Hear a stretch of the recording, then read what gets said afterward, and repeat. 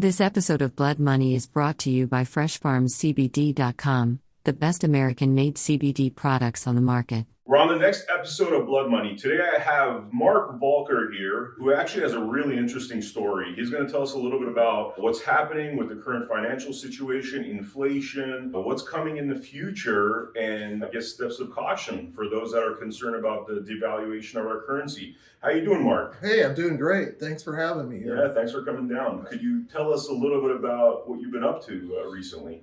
Yeah, it started just a few years ago. I got interested in money and what's happening to our currency. So I decided to have some meetings with other people that were interested in that topic. And I met some people who had started an organization, a bank, essentially a bank that has accounts in gold and silver legal tender coins. And I made friends with them. We got talking. That group started a company to create a new currency made of gold that people can use just like they use paper currency today. Only instead of being made of paper, it's literally made of gold. And so they figured out how to do the technology to make these, they're called Goldbacks. Once they figured out how to do that in a cost-effective manner, they launched their currency first in the state of Utah, and second here in the state of Nevada, and the third state is New Hampshire. And now we're looking to add two more states, probably maybe South Dakota and Wyoming, and we're doing it state by state. It's on a state by state basis. Each time they create a new series of Goldbacks, it has artwork related to the state of issue. So Nevada has like images of bighorn sheep, mines, and the state flower, and some images of history of Nevada. Also, they have some allegorical figures on each one. So far, they've all been women representing the virtues, various virtues. So you have liberty and justice and charity and victory and fortitude, things like that.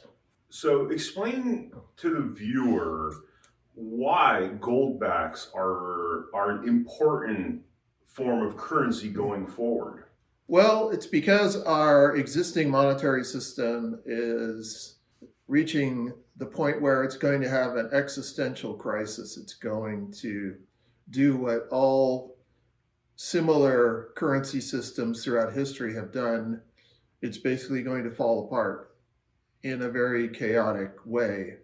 And when that happens, people are put in a real financial bind because the currency they've been using to buy and sell things and to save for the future falls apart in value. It goes down in value very rapidly. And that basically wipes out the poor and the middle class because most people that are of average means have their savings in things like shares of stock in the stock market. They have maybe some bonds in a retirement fund, things like that. And when the currency that those instruments are denominated in collapses in value, they basically get wiped out. And so to prepare against that eventuality, what you do is you buy things of real lasting value. And in terms of money, that's gold and silver. So people that can see this happening, can see this coming, start taking some of the assets that they've saved up. If they can, if they have the ability to manage their own finances, they take some of their stocks and bonds and they sell them and use them to buy gold and silver, which will preserve the value that you have in your savings. But there are some issues with, especially gold. Gold is very valuable. It has a lot of purchasing power in just a single gold coin. So if you think that your currency, in this case the dollar, is going to go down in value very rapidly in the near future, you can sell your assets denominated in dollars and use them to buy gold coins. And that will preserve your wealth. But the problem with it, like a 1 ounce gold coin, which now costs about $2,000, how do you spend that? You have saved your savings in the form of a gold coin, but how do you use it to buy things? You need to go down to the store and buy a bag of groceries. You don't go in there with a 1 ounce gold coin and present it to the checkout clerk. Even if she knows that it's very valuable, she's going to tell you, well, I can't accept that because I can't make change. You're buying a $200 worth of food and you're handing me a coin that's worth thousands of dollars, and I can't give you change for that. So you've preserved your wealth, but you haven't preserved your ability to buy things with it. And Goldbacks were created to solve that problem because each Goldback has a very precise but small amount of gold in it. So today, a 1 Goldback is, and I have some here. I got some in my wallet. Yeah, I'd love to check it out. Here's my everyday wallet, and it has, it has bank cards, has my driver license, and I have the usual U.S. paper currency in here. But I also have some Goldbacks here. Got some Goldbacks. Mm-hmm. And let me pull a few out. Yeah, I'd love to see the different denominations. So these are 1 denomination Goldbacks. And they're a little bit smaller than a U.S. $1 bill, and they are flexible, so you can put them in a wallet. So how much is that worth? Like, what would the actual worth of that note be right there? So this one here, a 1 is today worth a little bit under $4.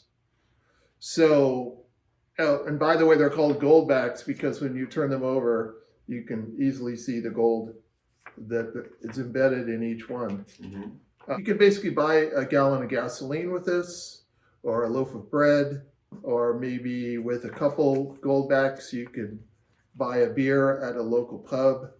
So these are very spendable, and yet they're made of gold. So when the dollar collapses in value, this will maintain its purchasing power, or maybe even increase somewhat. Like maybe during an economic crisis, you might be able to buy 2 loaves of bread with this instead of just 1, like you can today. Mm-hmm. So that's the idea. It's that we've made gold into a form that is readily usable as currency, as spendable currency. Whereas, like I said, you could take your paper currency now and buy 1 ounce gold coins, and then what do you do with them? Yeah. I guess the very archaic way of doing that would be to shave off some of the gold and have little slivers of gold that then you'd give to somebody that would be the equivalent of that. But that's a very unexact science. Yeah. This has only 1/1000th of an ounce of gold in it. Mm-hmm. And once you learn to recognize what this is, you know what it has. Whereas if someone came in with some gold dust to a grocer or a merchant, and the merchant said, okay, I'm now going to accept gold in payment, the merchant would have to basically perform a test on each bit of gold. Mm-hmm. He'd have to weigh it. He'd have to figure out how pure is the gold. Is it mixed with silver or copper? It would be a very sort of clumsy transaction. Whereas when you have something like this, it has its known appearance and feel, and the person on the other side of the transaction goes, oh, that's a Goldback, okay. And they just take it from you with known value. So that's really why we created these. And they come in, here I have some 25s. Now we also have a 50 Goldback. A 25 has 25 thousandths or 1/40th of an ounce of gold. Mm-hmm. And a 50, which is the highest denomination, has 50 thousandths or 1/20th of an ounce of gold. So for comparison, the smallest gold coin minted by the U.S. Mint contains 1/10 of an ounce of gold. This has 1/40th of an ounce. So sort of where the U.S. Mint mints coins a tenth of an ounce and above. Goldbacks start at the 20th of an ounce and go down to 1/1000th. So we sort of fill in the smaller values so you can use it as practical money. So question there. So 1/1000. So I guess it's $2,000 for an ounce of gold. Is that correct? So the actual, okay, you do have to understand the difference between the sort of what I call the bulk commodity price of gold and the actual price of gold or silver that you will pay when you actually go to buy something made of those metals. So you can buy gold at the so-called spot price. On Friday afternoon when the markets closed, I think the spot price of gold ended up at just under $1,900 an ounce. Okay. Now, if you go to buy a gold coin from a coin dealer or the mint, you won't get it for a 1 ounce gold coin. You won't get it for $1,900. There will be a premium applied to that. Maybe it's 10%, maybe it's 15%, maybe it's 20%. It just depends on the deal that you strike with the person selling the coin. But you're never going to get that coin for less than the spot price. You'll always pay a premium. And it's the same thing with anything else made of gold or silver. You go to buy an earring or a ring for your finger, you're not going to get that item of manufactured jewelry for just the weight of the gold in it. You're always going to pay a premium because it takes capital and labor to take the raw material and form it into the thing that has utility. So it's the same with any things made of gold and silver. So when you look at the Goldback, it has a very small amount of gold in it. And so the premium is just under 100%. So the commodity value of the gold in a one Goldback note is about $2 now. The value is about $4 on the market. And that reflects both the manufacturing cost and also the added utility of you can use it as money. The person you're offering it to doesn't need to test its gold content for weight and purity. You know, it's a thing that's formed into a usable, spendable unit of money. It's 24 karat gold. It is, yeah, it is 24 karat gold. That's totally pure, nothing mixed in there other than the plastic element. Right. So the way these are made is they're actual, of course, they are, like I said, very flexible, but they are 2 sheets of polymer plastic, and sandwiched between is the gold.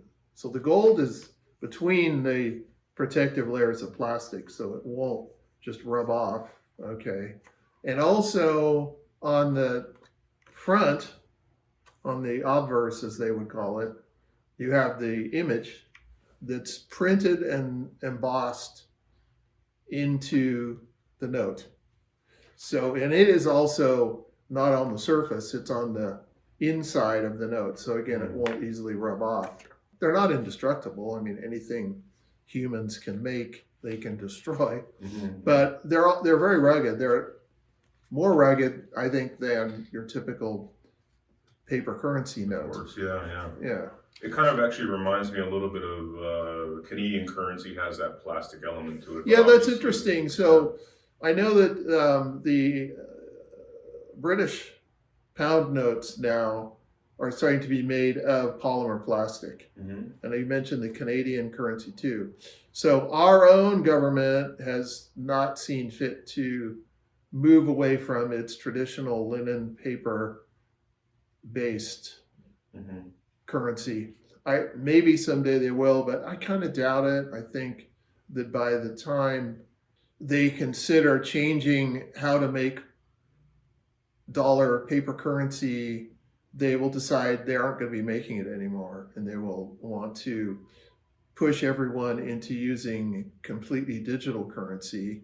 That's part of, I think, the strategy that the people running our system have to replace cash with an electronic transaction system that will allow them to watch everybody's financial life in detail and also have a measure of control over what you can do with what used to be money, but is turning into sort of a electronic surveillance and control and reward and punishment system. Yeah, which is kind of scary considering what's happening in Canada right now with Trudeau and the Canadian government trying to seize all the information about cryptocurrency exchanges and that sort of thing in order to punish anybody that has been helping out the Freedom Truckers.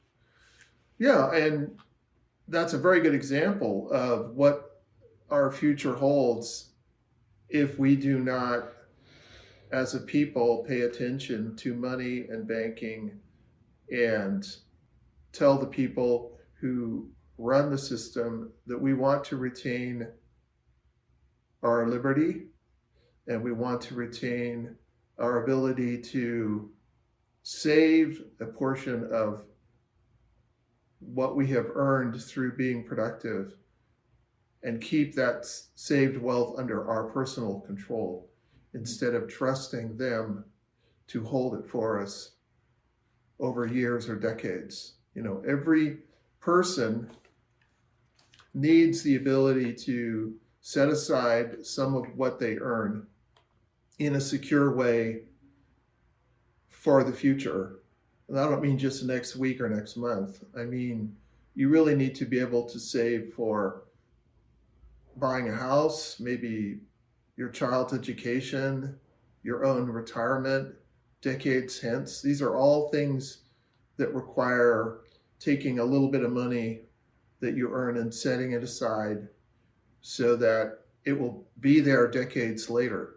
In the case of your child's education, you know, that's basically, okay, we're going to have a kid. We have to start preparing for when he or she goes to college. That's 20 years later, basically. So you need to be able to set some of your earnings aside and still have it there 20 years later, or maybe 20 or 30 years later if you're going to buy a house, or 40 or 50 years later if you're going to retire. You know, you don't want to be only dependent on distant authority figures to protect your self-interest in preparing for your future. So the way our money and banking system works currently, it's really difficult to save for the future because of inflation. And people that run the system even say every year we're going to take 2% of your saved wealth. We're going to take it from you. That's the 2% inflation target. If you're trying to save your wealth, you're running uphill, because if you set aside $100, by the way, $100 is about what this 25 Goldback is worth right now. So if this was a $100 bill, and I go, I'm going to save that for my kid's college education. He's 1 year old now, but I'm going to put that in a savings account. Every year, that's going to shrink in value by 2%. So over 20 years, that's gone down over 40%. So you put in $100 of purchasing power, and you pull out 20 years later $60 of value. That's the $40 just evaporated. That's by design. And so you have to take that $100, and you don't just set it aside in a secure place. You have to put it at risk. You have to invest it so that you can earn interest or dividends on that saved $100 to grow it faster than the inflation rate. That means you have to put it at risk, because earnings don't come without some risk. It's not like you're just taking your money and putting it in a lockbox, in a safe deposit box, and then taking it out 20 years later. You have to go and buy something with it that will provide a rate of return.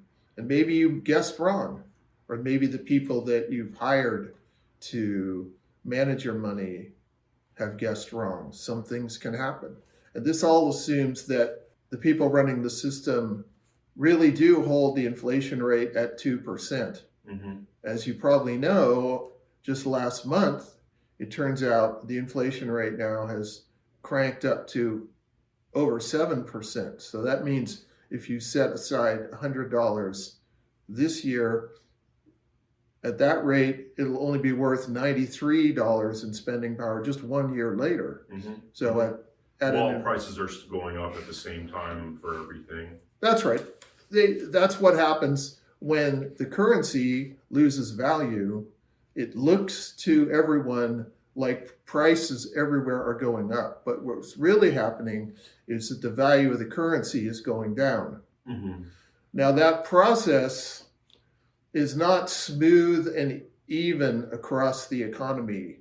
When the currency starts to devalue at a noticeably disturbing rate, people who make things, people who buy and sell things, they have to adjust to that, because if you're making, say you're making bread, you're a baker, and you find that the price of wheat has gone up, okay, you have to factor that through and raise the price that you're charging grocers for the loaves of bread that you're producing out of the wheat that you're buying from the farmers. Mm-hmm. So you have to adjust your prices so you don't lose money, because if you lose money, you're going to go out of business. You have to run a profit.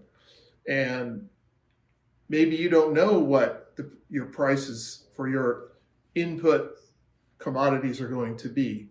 You guess, but suddenly things have become uncertain and a bit chaotic. So you look at that situation and go, well, I'm going to have to be very conservative. I'm going to have to assume that the price of wheat is going to go up, say, 10% over the next year and not 7%. So you have to be prepared to price your bread to take into account that additional cost and pass that on to the grocers that are going to be buying your loaves of bread. And then the grocer is going to go, I see that the foods I'm going to sell to my customers are going up. I'd better start raising my prices because I can't lose money. I can't not make a profit, So I've got bills to meet. So when the inflation rate, when the rate of price increases on everything starts to rise, it doesn't happen in a smooth way. It happens in a chaotic way.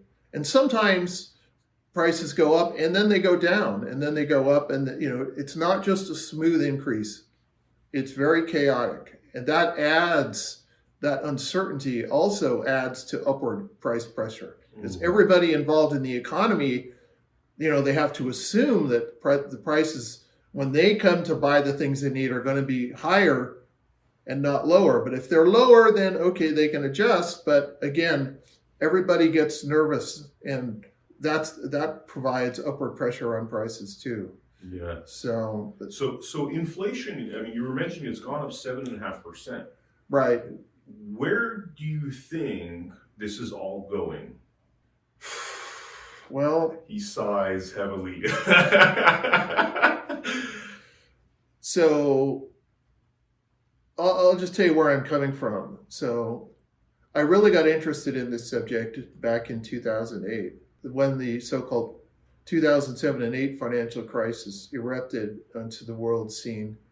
And at the time I was working in the San Francisco Bay Area for a biotech startup, and the chaos in the markets and in the financial markets affected our company because we were publicly traded, even though we were a startup. Mm-hmm. So we all had to take severe pay cuts just to keep the company's doors open.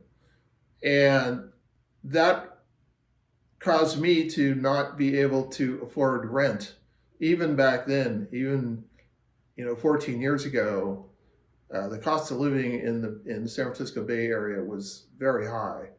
And that includes especially housing and rent. And so when we all took 30% pay cuts, I found I couldn't make ends meet. And so I sort of became homeless.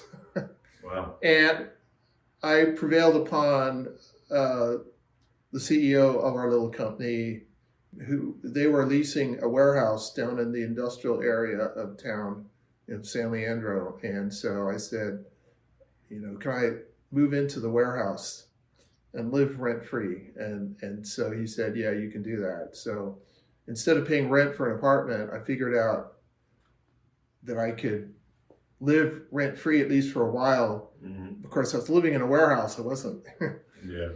it wasn't a very nice time in my life, but it caused me to think hard about what the heck was going on with the economy and the financial system. Because up till then, I treated banks and banking sort of like a utility.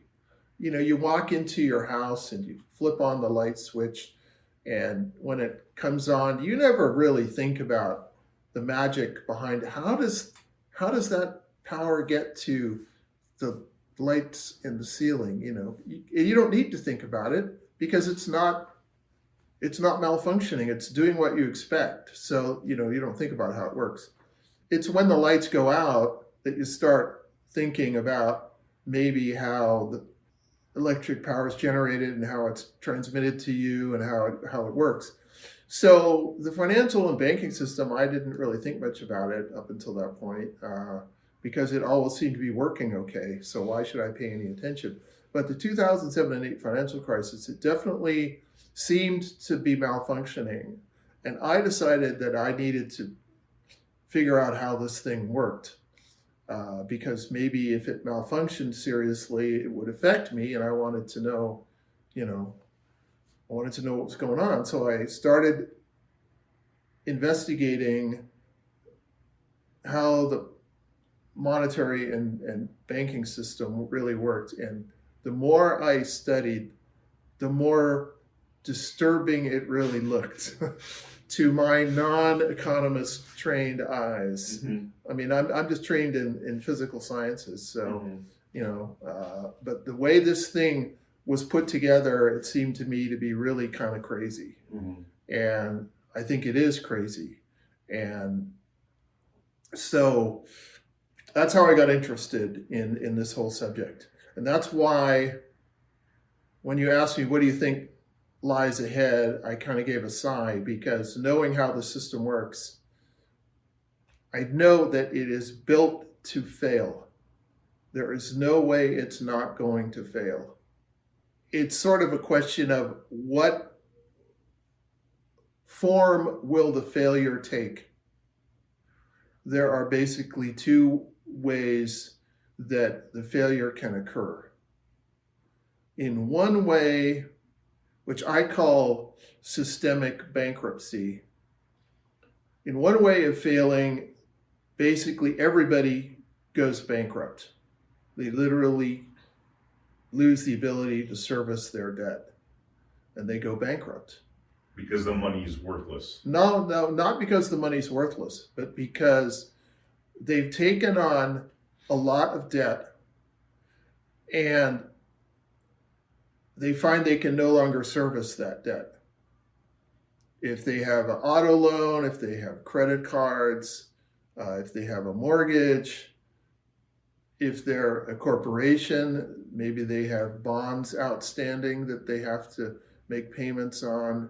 If they're a governmental unit, whether it's a city or a county or a state or even the federal government, those organizations find that they can't pay the interest on the debt that they have outstanding.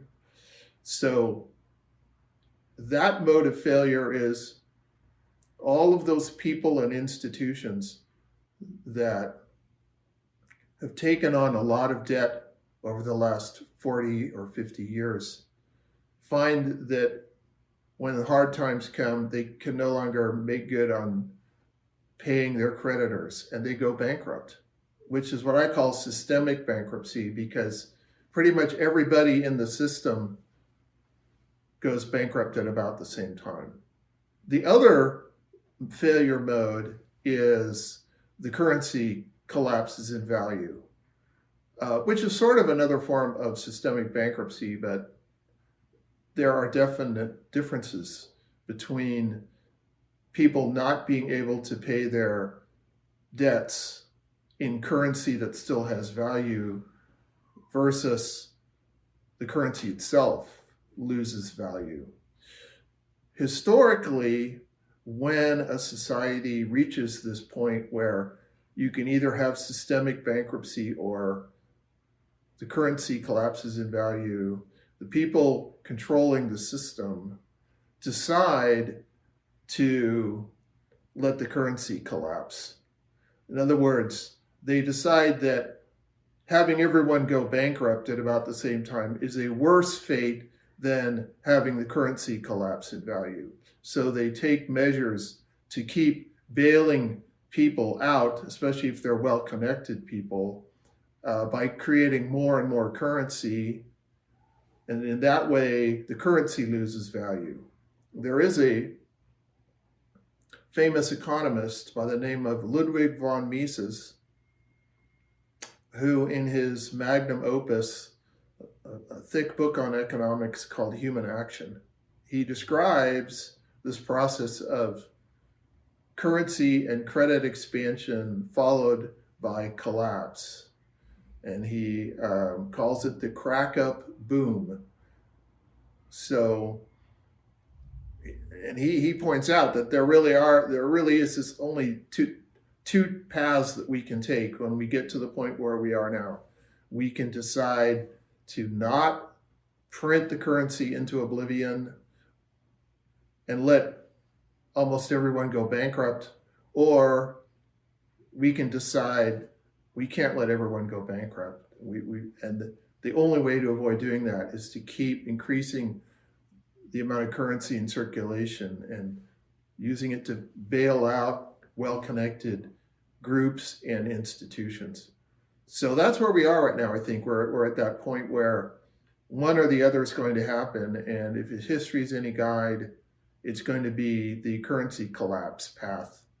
Now, it's interesting because just today, apparently, a report came out, or maybe it was Friday or something, that the Federal Reserve Board, their open market committee, which sets interest rates, announced that, or maybe the rumor is that they're going to announce that they're going to be increasing interest rates from the current 0.25%. Well, there's sort of a base interest rate that all the other interest rates are derived from, and it's called the federal funds rate.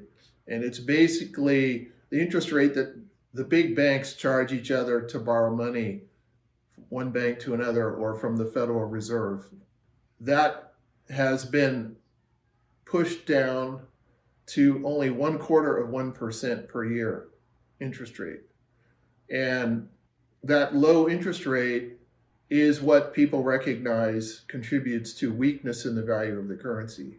So to keep the dollar from collapsing in value, the Federal Reserve, the central bank, needs to do two things. It has to quit creating so many dollars, first of all, and it also has to start putting interest rates higher. So they're at about the lowest they can ever be right now, only 0.25%. And they apparently are going to announce that they're going to increase the interest rate by 0.25% every time they meet for the next year and a half, which would end up putting the base interest rate, the federal funds rate, at 2.25% from How many the present. times do they meet? Like, how many? They meet every 3 months? They meet 8 times a year. They meet 8 times a year. Okay. So if they're going to increase the interest rates by 0.25% every time they meet for the next 9 meetings, that is a little over a year. And the next meeting might be in a couple of weeks. So basically, over the next, say, 15 or 16 months, apparently they're going to increase interest rates from 0.25% to 2.25%. So the end point is 2.25% at the end of the cycle. Yeah, if they make good on this plan. Mhm. Now, we as a society were in a similar problem back in the late 1970s. So the dollar was collapsing in value, and the then chairman of the Federal Reserve Board, Paul Volcker, no relation, to keep the dollar from totally collapsing in value, he just relentlessly increased interest rates until the federal funds rate was over 18% per year. What that does when 18%. interest rates go up, the first thing that does is it suppresses people borrowing. People don't want to borrow money when interest rates are high because it's expensive to make payments on the loan. So that suppresses the urge to go spend money because it's harder to get money to spend. And that in turn, it also induces people to take the money that they do have and not spend it, but put it in the bank to earn interest.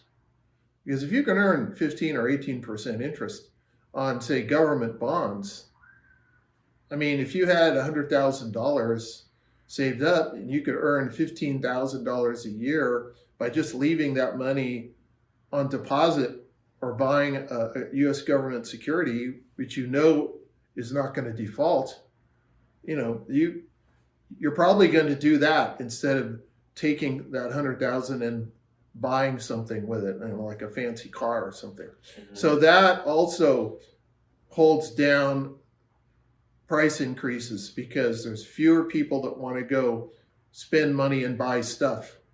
Instead, they want to save their money and earn more money with their savings. Mm-hmm. So that's how Paul Volcker, back around 1980, in the late 70s and 1980, saved the dollar from total collapse. He cranked interest rates up to nosebleed levels and broke the psychology of inflation, that is, caused people to doubt that prices were going to continue going up. And that caused them to want to save their money more and spend it less. And that stopped the price increases. Mm-hmm. So to fix our problem today, which is, again, rapid price increases on just about everything, that's the way to do it. It's to increase interest rates. Surely enough, the Federal Reserve apparently is going to announce they're going to be increasing interest rates.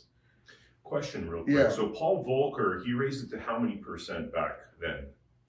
I think you can go look there. You can find a chart of the historical federal funds rate, and it peaks around 1980 at like 18%. 18%.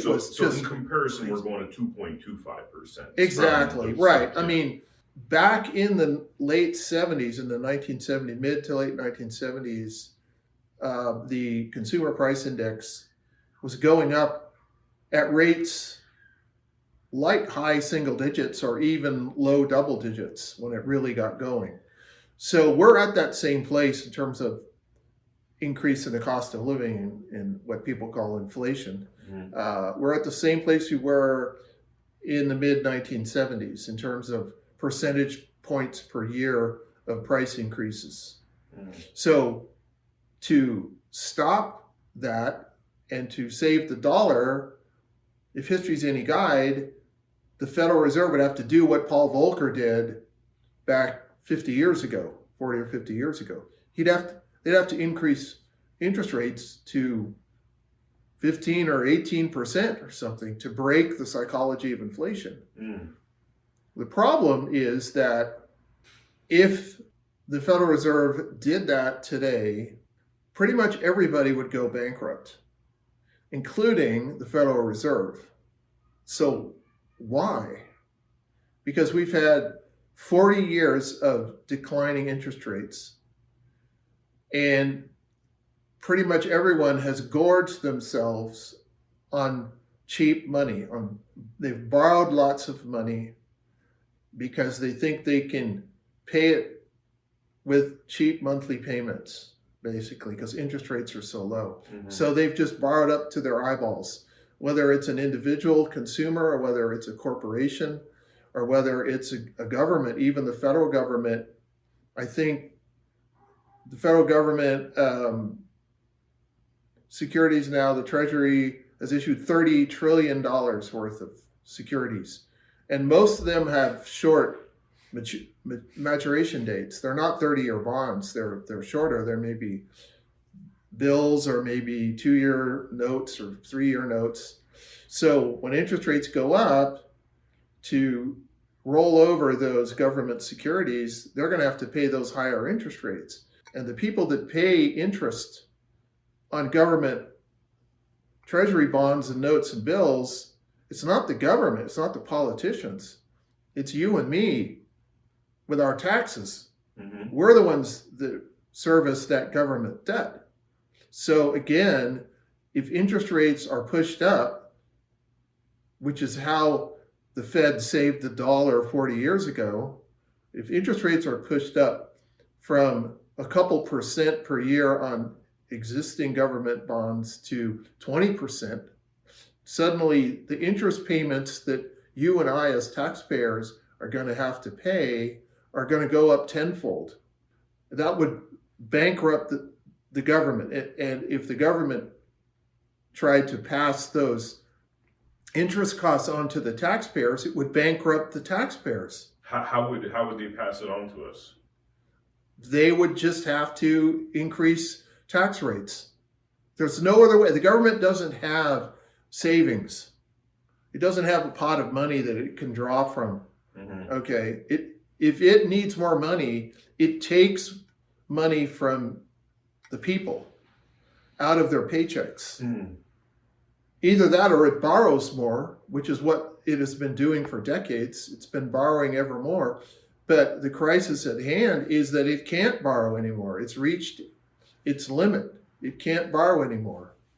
That means that the debt that it's now taken on, which currently has low interest rates, that the cost of servicing that debt will explode if the Federal Reserve raises interest rates, which is what the Federal Reserve needs to do to keep the dollar from collapsing in value. Mm.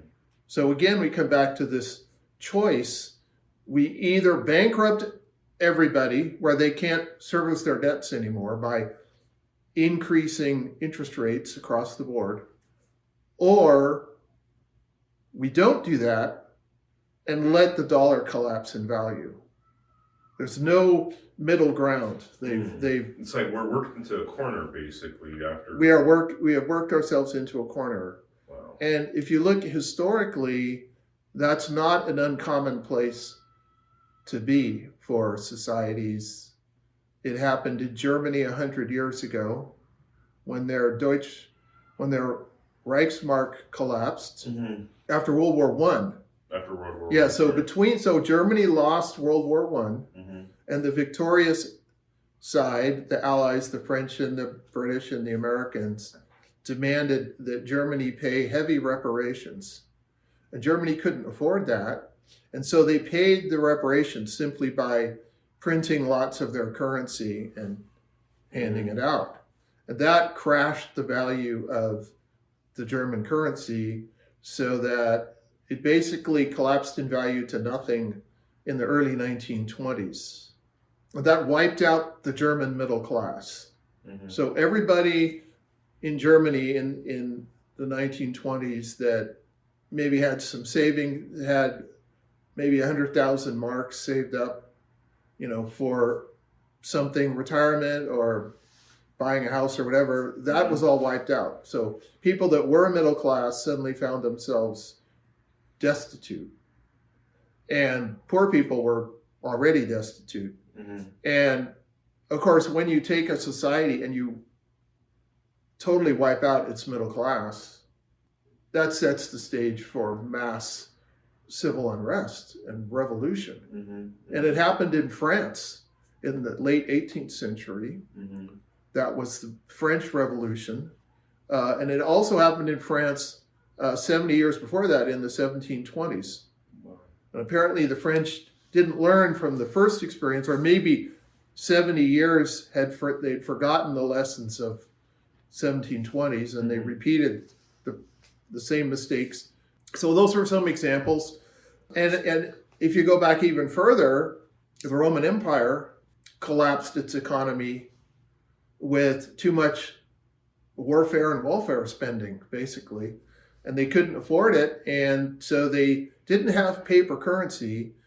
What they did was they took their silver coins, it was called the denarius, and they started mixing more and more copper in with the silver until over a space of several decades, it went from like 90% silver down to basically no silver, but just a little wash of silver on the outside. And that caused hyperinflation.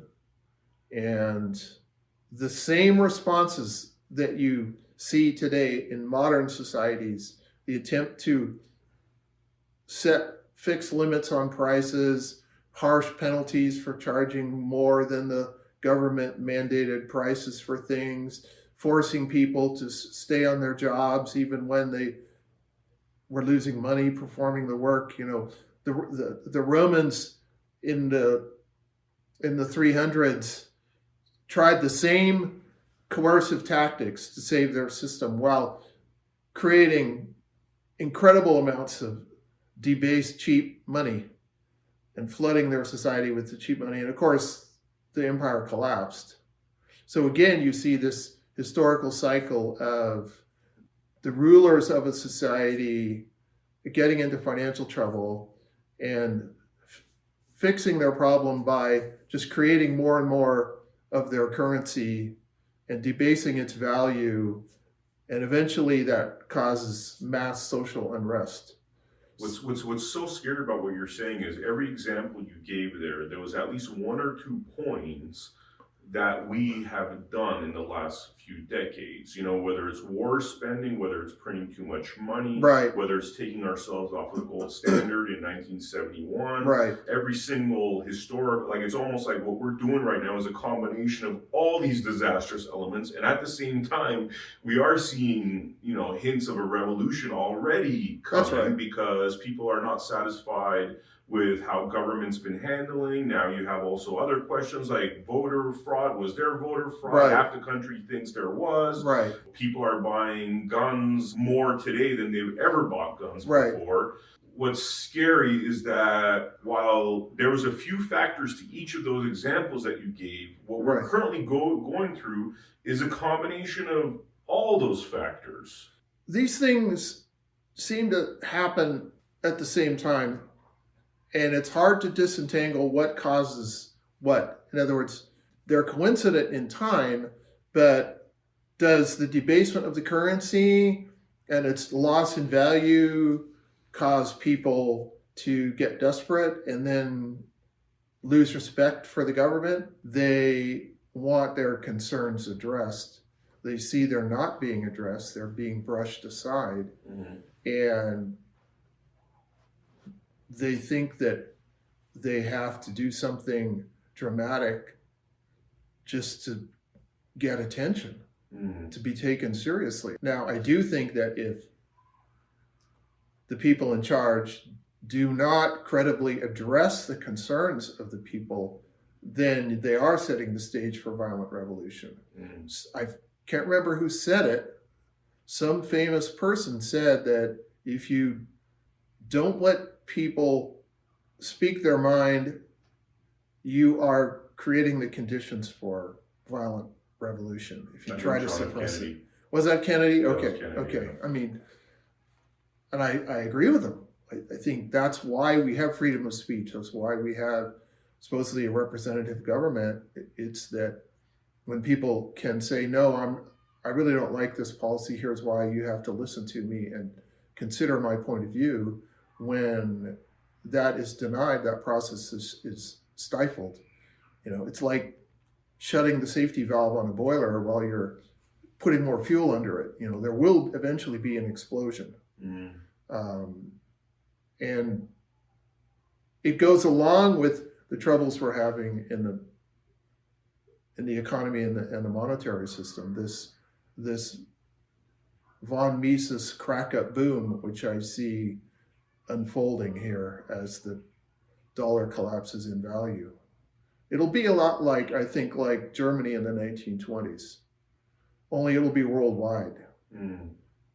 Because those paper dollars in our wallet are the world's reserve currency, not just America's. You know, the German, 100 years ago, the German currency, when it collapsed, it really only affected Germany. Because everybody else, they still had sound money and they could continue on with their lives. But in this case, when you look at how the world monetary system is set up, which is a legacy of the system set up after the end of World War II called the Bretton Woods system. So that system was set up where all the other currencies of the world, all of the reasonably important ones, I'm sure you had tiny countries somewhere that really weren't part of the system, but all the big ones, you know, the French franc and the German mark and the British pound, and, you know, the major currencies were all defined, their value was defined relative to the US dollar. So you had sort of a tree with all the other currencies, and then the dollar was the trunk.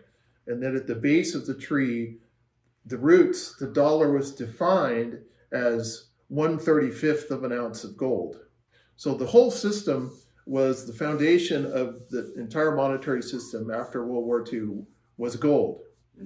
And in practical terms, that meant that if you were a foreigner that had dollars, a corporation or a government, and you wanted to get the gold, you could take those dollars, present them to the US Treasury, and say, here, I have $35, give me an ounce of gold. And the Treasury was obligated to hand over 1 ounce of gold, and they took the $35.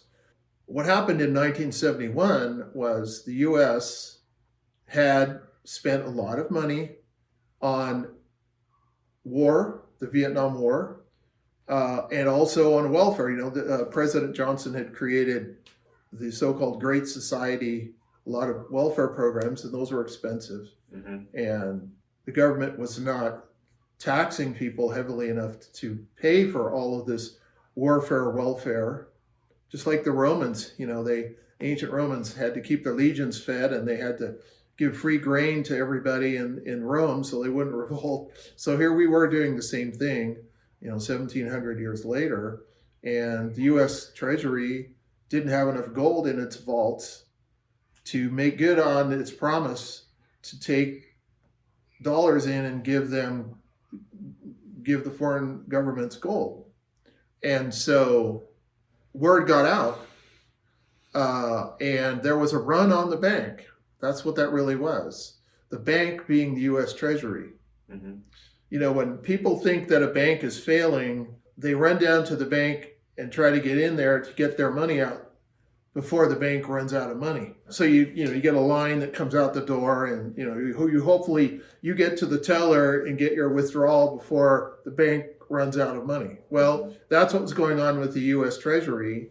The foreign governments and creditors were lining up to exchange their paper dollars for gold, and it became obvious to everybody that the Treasury would run out of gold well before people ran out of paper dollars. So Nixon said, okay, well, we're going to not do that anymore. And that was a default. That was the US basically declaring bankruptcy at that point. And we've been living by rolling over and increasing our debt ever since, for 50 years plus now. And I think we're about the end of the road doing that. So that's why I gave that sigh. That's why when you ask me what do I think is going to be happening here, I think we're going to have a worldwide Weimar event. And the people running the system, they've got to know this too. So they're strategizing. They're going to try and figure out, how do we get through this without losing our heads? Literally, probably. Yeah. Question about that though. What happens since it is a worldwide issue, right, what happens if all the world powers just say, we screwed up, we screwed up bad. Why don't we just cancel all our debt and basically start from scratch? So now the U.S. doesn't owe $30 trillion. Right. China knows that if the U.S. falls, Right. that we don't buy all their stuff. So it's kind of like becomes this like deal where we just kind of cancel all the debt and issues so the world doesn't fall apart. I would say that in the process of that cancellation, the world would sort of be falling apart. Because think about it. So you probably have retirement savings. Most people do if they've been working, and they have maybe a 401k, maybe their company or their state has a pension fund, and a lot of those funds, a lot of the assets in those funds are bonds, both government and corporate. And so if the government said, we're basically not going to pay, if the Treasury announced, we're not going to be paying you your money back, you lent us the money and we're not going to pay you back, it wouldn't be the government that goes bankrupt. It would be the people. It would be everybody that had saved money by buying those bonds. Your retirement savings is wiped out. Yeah. That you have. Right. Or a big part of it, like maybe 80 or 90% would be wiped out. I don't know what the exact ratio would be, but it would be a huge hit. And again, people would be really upset. Some of them would probably get desperate and violent. So unfortunately, I don't see any non-painful way out of this problem. We as a world have basically got ourselves so far into debt that we can't service it anymore. And we collectively, most of the world has to come to the realization that we're bankrupt. And the real struggle will be who gets left holding the bag. And that's what the politics will be about. And the people that are running the system now, they want to make sure they don't lose. They want to retain their wealth and power and put the bankruptcy pain onto everybody else. Yeah. Just like in any bankruptcy, the creditors come, if it's a formal bankruptcy, the creditors come before a judge, and the judge looks and says, there's not enough assets here to pay everybody off. That's why the bankruptcy is occurring. So I have to decide who gets what, who gets more or less of what is owed them. And of course, in the case of a society-wide or even global bankruptcy, there is no impartial court that can try to make it as fair as possible. It's an all-out power struggle for who gets the wealth and who loses everything. And that's why these situations historically are usually accompanied by war and mass civil unrest. Revolution, where everybody's upset. They want the heads of all the rulers that got them in this mess. Right, exactly. And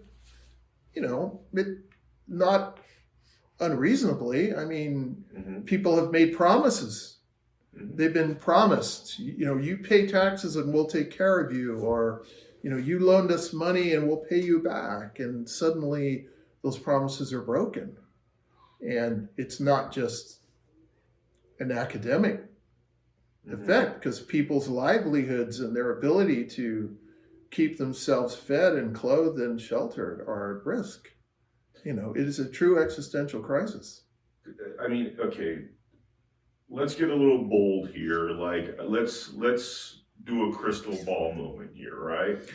I won't hold you to any of this, but oh man, okay. What do you think is going to happen if you were to give us a future prediction, which your honest opinion of what you think is going to happen, all right, and with timelines over the next 5 to 10 years or the next 2 to 3 years, whatever timeline you choose, give us your crystal ball of what you think is going to happen. Okay, well, I don't have a crystal ball, and I don't have a time machine. Mm-hmm. Yeah, yeah. The Just best your opinion. the best time machine we have is reading history and seeing how these things unfolded when they unfolded in the past. And with humility say, okay, things will probably be somewhat different this time than last time, but not different in the essentials. So in the past, when a society has found itself in a similar economic situation that we're in now, I would say all of the drama unfolds in the next 2 or 3 years. So in the case of Germany, their currency went from several to the dollar to trillions to the dollar over about 2 years. And when they reached the point where it feels like we're at that point right now that Germany was in, say, 1921. And by the end of 1923, their currency had totally collapsed and their whole economy was in shambles. That was over 2 years. Mm-hmm. Now, you could say nowadays they're better at balancing this they're better at keeping the house of cards up, mm-hmm. okay, because they're just better at it. They have more control over the media. They're better at propaganda, okay. So maybe that would, instead of 2 years, maybe they could stretch it out to 5 years. But on the opposite, people now communicate much more rapidly than they did 100 years ago. I mean, we've got these cell phone things and you text and, you know, even though they're trying to control what people see, that's not a very effective process. So it could happen a lot faster than 2 years. But just looking at history, I'd say probably 2 or 3 years from now, the dollar will be toast. And what do I mean by that? I mean, if you have a $100 bill, you might be able to get a cup of coffee with it. Mm-hmm. Mm-hmm. Okay. Now maybe it would take 100 $100 bills to buy a cup of coffee, or maybe it would take a $20 bill to buy a cup of coffee 2 years. But I mean, it's going to be something like that. And when that happens, the people are basically wiped out. And that's when they get desperate. And I think what the people in charge, I think what they're planning on doing is the dollar will collapse, but they're not going to print paper currency with ever larger numbers on the bills. Mm-hmm. So you look at countries like even today that are undergoing hyperinflation, like Turkey is collapsing, their currency is collapsing right now. And you look at Venezuela, and you look at some of these, you look at Yugoslavia and Romania back 30 years ago. I mean, I happen to have visited Yugoslavia 30 years ago, mm-hmm. and had some pretty surreal moments there handling their currency. But our guys are not going to start printing $1,000 bills and $10,000 bills and $1 million bills. They are just going to let the paper currency die because they want to get rid of cash anyway. Cash, the ability to hold and spend cash, even the weak depreciated paper cash that we have, is still a powerful source of freedom that the individual has. Like if I owed you something, I could pay you in paper currency, and no one can stop me from doing that. And no one can even know that it happened unless one of us tells somebody else. It's a private transaction that can't be controlled by anyone but the two of us. And that kind of freedom, that kind of individual power is anathema to rulers. They don't like that. They want to be able to say, oh, Mark, I don't want this transaction happening. I'm gonna keep you from doing it. Well, first they have to know that it's going to happen. Yeah. And secondly, they have to be able to intervene in sort of real time and say, no, you can't do that. And you can't do that with cash, but you can do it with electronic digital currency. And so what they're going to do is they're going to let the dollar, as the dollar inevitably crashes in value, they're going to not print ever larger denomination bills. They'll let the cash disappear until it literally becomes worthless. So you can't even buy a candy bar with $100 bill. At that point, no, it will just be trash blowing in the streets. And as this is happening, people will rely more and more on their cards. You know, they're going to be taking these things to the store and using these with digital currency attached to it. Well, this is already digital. You know, most of the transactions that we engage in are not using paper currency nowadays. They're using credit or debit cards, which is digital currency. And, you know, it's not a cryptocurrency, but it's still just as digital as any cryptocurrency. So I think what the Federal Reserve and our rulers are planning on doing is, as cash becomes so worthless that it becomes irrelevant and a nuisance, they're not going to try to maintain any form of independent payment through cash or coins. They're just going to let the system collapse into a totally digital form. And then the currency they're going to usher in will allow these surveillance and control functions that today's monetary system really doesn't do very well. In other words, if I use a credit card to buy something, I know about it, the merchant knows about it, my bank knows about it, but maybe a month later it gets reported as a statement.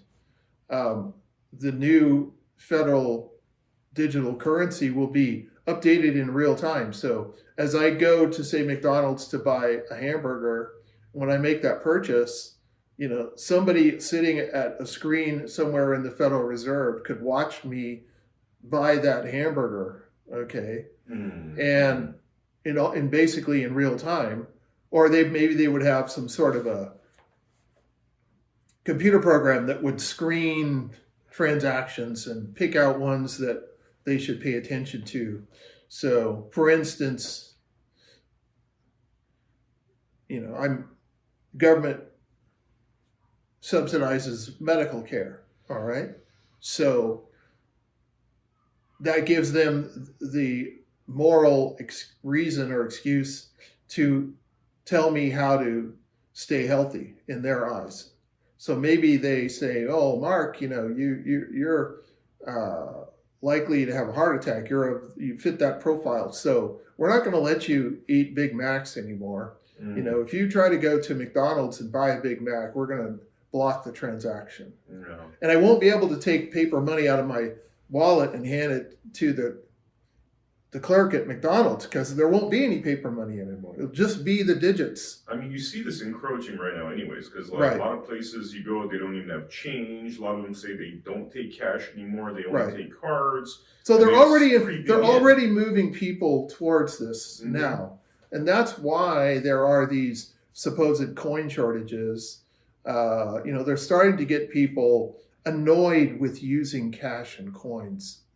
Okay, they want to make it inconvenient. They want to encourage people to go and you pull out their debit or credit cards, so that when the collapse comes and paper money really becomes irrelevant, people will be used to, oh, I don't have to deal with that cash anymore. But what they'll be losing is the ability to buy and sell things without permission of Big Brother. And they'll be losing the privacy that they now have in their financial life. Which is, I mean, the example of that, which is so scary to me, is this true. Like, it's almost like the freedom truckers in Canada. That's right. Made Trudeau accelerate what the plans were. That's right. Which was basically to start monitoring everybody's bank accounts. That's right. Oh, you're donating to Trump. We don't like Trump. Therefore, you're a white supremacist, and now we're going to cancel your bank account. Right. That is a And scary they thought. make up nonsense stories about to justify this, but it's basically a raw exercise of power. Mm-hmm. Okay, we are going to punish you. We don't like what you're doing. We don't like your opinions. We're going to make life as hard as we can for you. Mm-hmm. And part of that is basically cutting you off from financial life, making it so you can't buy and sell things anymore, stealing your savings. And that's the perfect example. Which then now you're not in a real democracy, because obviously what we've seen right now is where you've seen the right, who most people on the right are just regular people, but Right. according to this government, Right. they're all white supremacists, they're Nazis, they're fascists. Right. But now they have the power to shut down the right, shut down all the bank accounts like they're doing in Canada. Then you have essentially like a mono-party culture. Right. Now we're basically China. Yeah, we're headed, and I think I've seen a video of Trudeau praising China because so these people are, and it's not just Trudeau. You have this group headed by this guy Klaus Schwab, who basically says openly, well, he says you will own nothing. Mm-hmm. They aim to turn everybody into serfs, except for their group, which will be the Lords. And it'll be sort of a high-tech, neo-feudal world where instead of wealth being landed estates, wealth is control of corporations. So, but it's still sort of a feudal system. Yeah. And I don't want to live in a feudal system. No, that sounds, I want to be able like what we bled to, get out of 250 years ago. I mean, it just people, they risk their lives, their fortunes, and their sacred honor. They put it all on the line so that human beings could be free. Was it perfect? No, but they had the right idea, and they made it happen. And the result was probably the best society to live in the world has ever seen. Maybe like first century Rome was just as good. Mm-hmm. But I'm lucky to have been born in the United States when I was born here. I could have been born in China. I could have been born in Russia in 1955. I mean, there's a lot worse places to be than 20th century America or 21st century. We're still pretty much there. They haven't closed in on us yet, but you can see the chess pieces being moved around, getting ready for the checkmate. And I think the checkmate is going to be the collapse of the dollar, because when that happens, that's going to cause such upset and chaos and anger that they're going to have to be prepared to deal with it. So they're planning for that. And you can see it up in Canada. That's like maybe a practice run. They're seeing what they can get away with. Can we shut people's bank accounts off? Can we send police into the streets to, beat up peaceful protesters and get away with it? Can we intimidate people into submission? And so that's what's going on in Canada right now. And it'll happen everywhere in the world. And that's part of the reason we created Goldbacks. Because to be free, you have to have, in a society, you can be free if you're living alone out in the wilderness without money. Mm-hmm. But if you're living in a society of people that has division of labor and people produce things and trade them, you have to have money. You can't do it without money. Mm-hmm. And the money has to be honest money of real value, or else it's not money. Mm-hmm. But this paper stuff we have in our wallets and the digital version of that it's actually not money. Mm-hmm. And it's becoming less and less money-like with every move they make to dematerialize it and move it into the ether. It started out as hard pieces of valuable metal that you would give to somebody in payment for something. And now it's either inherently worthless pieces of paper representing debt, or it's digital ledger entries in banks that represent debt. And the next step is going to be just complete dematerialization. What you're doing is definitely a threat to the system. Could you tell us a little bit about how recently your payment accounts were canceled? Huh. Yeah, that was about a week ago. So I've been selling Goldbacks online and watching demand for them ebb and flow along with concern for inflation. And just last week, my payment processor sent me an email saying, "You have violated our terms of service, so we are going to stop processing your payments." Did they tell you what you violated? No. No, of course No, not. all they did was send a link to their terms of service, which is this lengthy document with so many clauses and subclauses that, which thing did I violate? Who knows? But they have their excuse and they shut me off. I want the viewer here, and this is why I'm looking right at the camera, to notice a pattern of events over here, because you had, Trump, you could love him or hate him or whatever, but one thing that Trump was doing was talking about a return to constitutional democracy.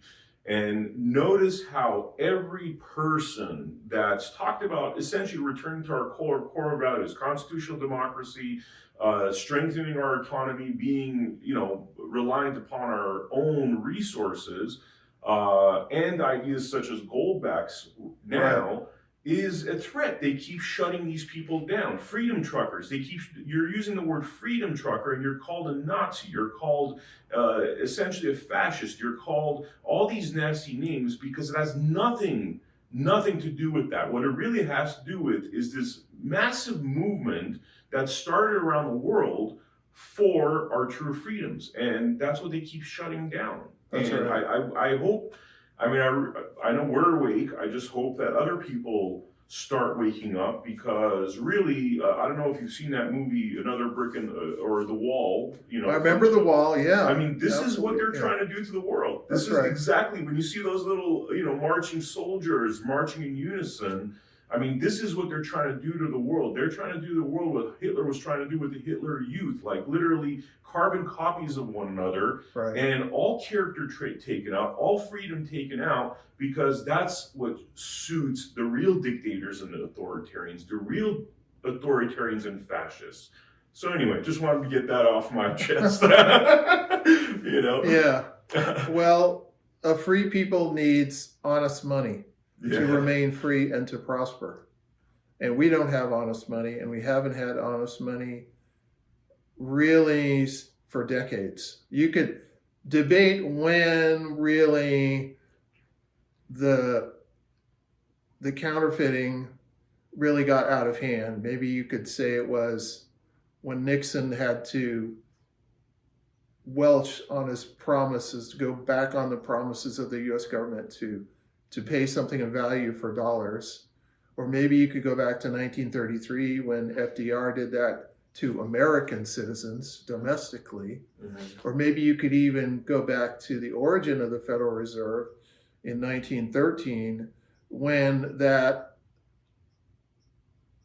federally chartered banking cartel was signed into existence by then President Wilson and was given a grant of basically U.S. government approved counterfeiting. So which of those, or maybe it was when they finally lost all control in 2008 and just cranked up the printing presses to warp 10. Or maybe you could say that they finally lost it in January of 2020 when they both shut down the economy and increased the rate of dollar creation by an order of magnitude again. If you look at, you can go, what's amazing to me is that none of what we're talking about is secret. I don't have any secret connections to the bowels of government policy making. Mm-hmm. I just go out and I look on like the Federal Reserve's economic data website, and you can see that M1 money supply, they have it there. There's a graph. It goes back decades, and you can see how many dollars in M1, which is like checking account and cash and that kind of stuff. It sort of does this in 1975, and then in 2008 it turns up, and then in January of 2020 it literally does the hockey stick vertical, and in 2 years it's gone from 4 trillion to over 18 trillion. Wow. That's why I say we're at where Germany was in 1921, because if you look at the German currency supply versus time, it does a similar turn vertical in 1921. And by the end of 1923, their whole currency had collapsed to literally nothing. Wow. So if you overlay what we've done on the German experience, when you slide it back 100 years and put them together, you see we've got about 2 years to go before everything just goes nuts. Yeah, and what came after, I mean, I know they couldn't predict this, but what came after in 1923 is like you had the rise of Hitler, you had this rise of, again, this right. Well, you wipe out culture. You wipe out the middle class, the productive class, Mm-hmm. the farmers, the small merchants, the workers, the factory owners, even. That you wipe that out, and you set the stage for dictatorship. It happened in Germany. Mm-hmm. It happened in France also. Mm-hmm. All right.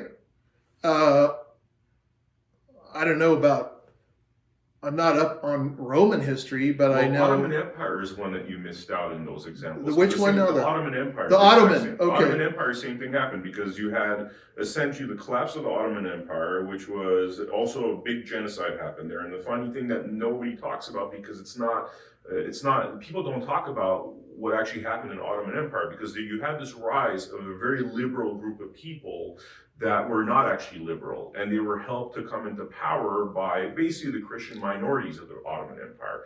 And then the minute they came into power, they basically committed genocide against all the Christian minorities. Right. So right, there were okay. these pseudo-liberals that really had Right. fascistic, authoritarian tendencies, and then you had the essentially once they killed all the Christian minorities, they were the highly productive minorities. So now you had starvation, famine. Then you had Ataturk come into power, and nobody talks about Ataturk. But Ataturk, while he's worshipped in current modern day Turkey, the man was a dictator. He was a classic dictator that ruled over the new Turkish Republic.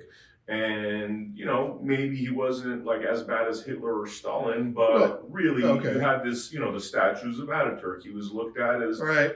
This authoritarian figure, which is continued on to today. You can't walk into any room in Turkey without seeing a statue of Ataturk. Ataturk, okay. All right. Yeah. So.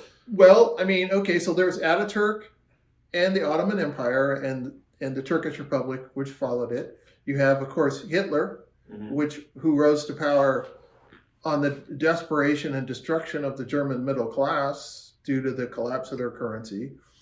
In the case of late 18th century France, the monarchy had spent its way into oblivion, and the economy collapsed. And the only person that solved that problem eventually was Napoleon, who was a conqueror, a conqueror and a dictator, Yeah. a strong man. Okay, Yeah. so. But it doesn't, all these stories don't seem to go the way that I guess the modern day central bankers and the powers that be want it to go, because these individuals. What do they want? What do the powers that be and the central bankers and the ruling George Carlin's club, his big club that we're not members of? Yeah. Okay, what do those people really want? What do the people that meet over in Davos once a year? I think they would want somebody like a Biden or a Trudeau to continue ruling. But what happens in all these scenarios we've talked about is you get somebody that nobody really knew was going to come to power, and that person actually becomes a menace not only to the people, but also becomes a menace to the powers that used to be. Yeah, I mean, there is this cycle, this historical theme that it keeps repeating. variations each time. The Napoleon wasn't Hitler, wasn't Ataturk. They were different people and had slightly different ideas, but still you see the common theme of how things evolved. So what will happen to our world? I would not like to have a strong man arise to try to pull society out of the chaos, but I don't know. I have no idea how that will unfold. It's like I see there's a hurricane that's coming, so you should be putting plywood on your windows and getting ready. But what the damage is going to be, which buildings get destroyed and who gets hurt or killed, who knows? It's chaos. Mm-hmm. It's just a crazy time. Yeah. So the best you can do is recognize that something like this is headed our way and prepare as best you can. I mean, at the end of World War One, after the German economy fell, didn't once Hitler came into power basically wipe out the old elite essentially during that next 20-something years? So I think what he did is he came in and he basically,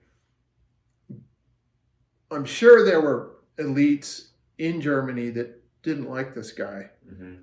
but they were marginalized or maybe even at some point killed. Mm-hmm. Yeah. And the ones that were left were the ones that would go along with him either actively or begrudgingly and do what was required. Mm-hmm. And I think German society, at obviously the end of World War II, was just totally demolished. Mm-hmm. I mean, if you were one of the rulers of pre-war Germany, if you were an industrialist or a wealthy elite, you probably were lucky to escape with your life. Yeah. No, I mean, what I'm noticing in all these examples, the Russian Revolution is another one that we didn't talk about, but the Tsars were demolished. They were killed. I mean, the whole family was murdered. Yeah, and then in the German example with Hitler, all the old elite were removed somehow. Throughout that, I know what's it called, the Bismarck with they used to wear the spike on the helmet. Yeah. I mean, all those Otto guys. von Bismarck and And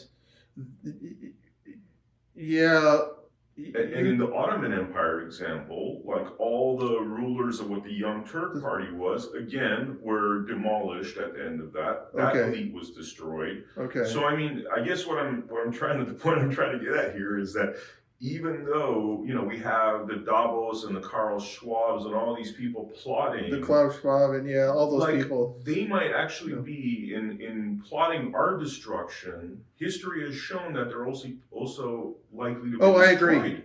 I agree. I don't think she really said it, but Marie Antoinette, let them eat cake. Mm-hmm. Yeah. It's the power elite that the peasants with torches and pitchforks storm the castle. Yeah. And the people in the castle end up getting it. Mm-hmm. Okay. And I don't know why that keeps happening. They always seem to think this time they'll do it right. They've got the power. They understand. Mm-hmm. They understand human nature well enough.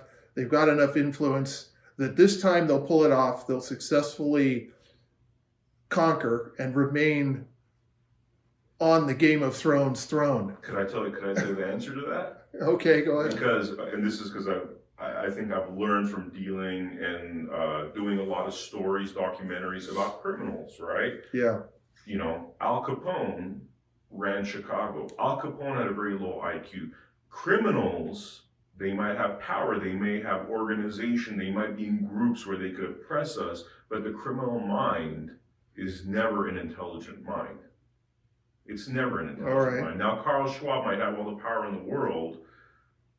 Obviously, the man is not highly intelligent, or maybe he is intelligent in some ways because there's, book smarts, there's street smarts. Right. Once you think this through and you look at the historical precedent and you realize that whenever somebody's plotted the destruction of culture, societies, they're basically committing suicide, and there's just no way out of that equation. I agree. Yeah, they're putting themselves at risk, and it may be that.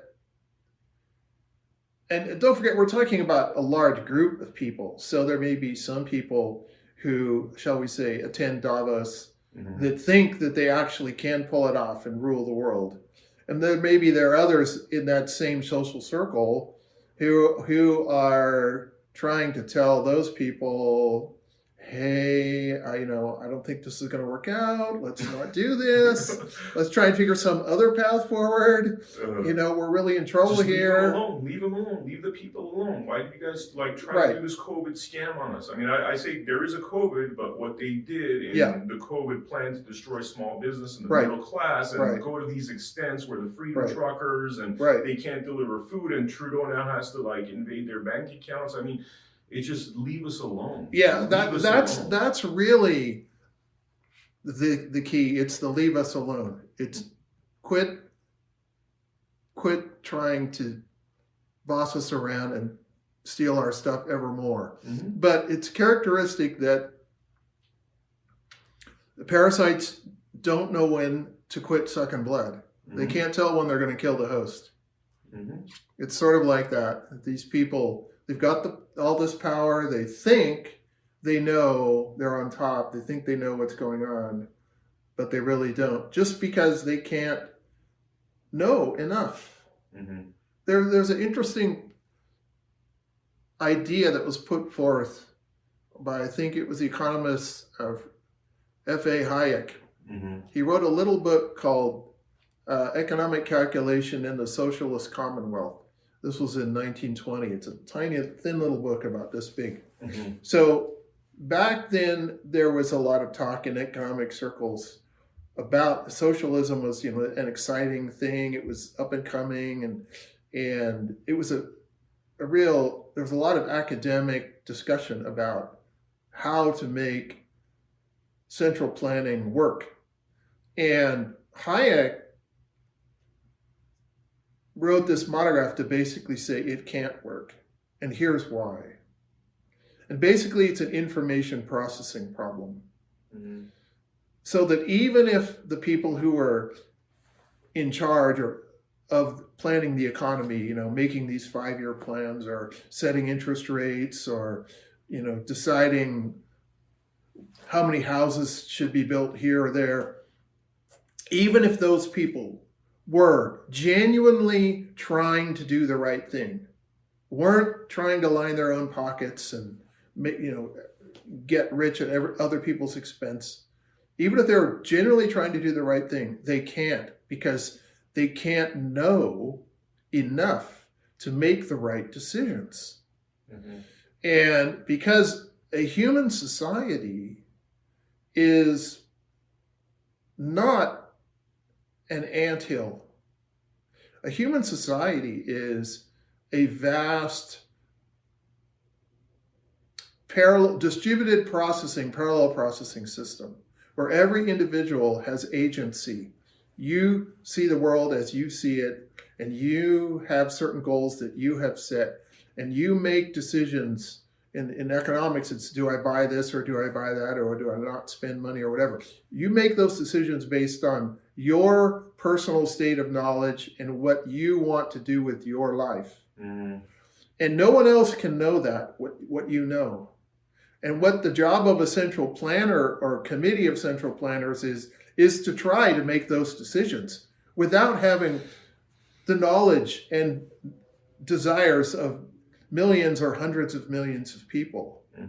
So that's why this idea of rationally, centrally planning an economy or basically a society is doomed to fail.